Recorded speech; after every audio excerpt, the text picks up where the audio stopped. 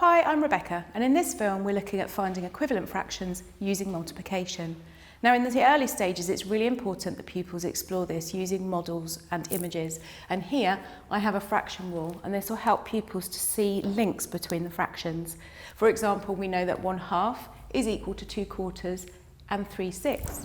You'd want to be encouraging people to see a link that, say with 3/6 and 1/2, that the numerator and the denominator have been multiplied by the same number, which is 3. You can let them explore this using paper strips. I've represented one here. This shows a half. And you could ask people to explore what would happen if they turned it into quarters.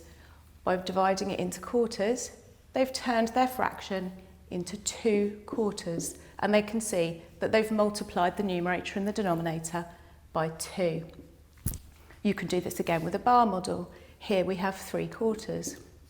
You can ask pupils to divide each part into 2 equal parts. So with this one, we're actually turning our 3/4 into 6/8. And the numerator and the denominator have been multiplied by 2.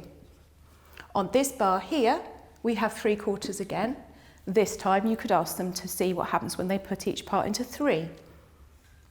And by doing this, they've turned their 3/4 into 9/12 and multiplied the numerator and the denominator by 3.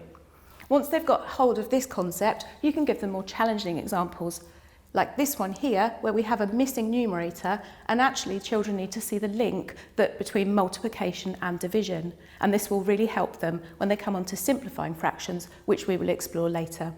So there's lots of different ways of exploring equivalence using multiplication.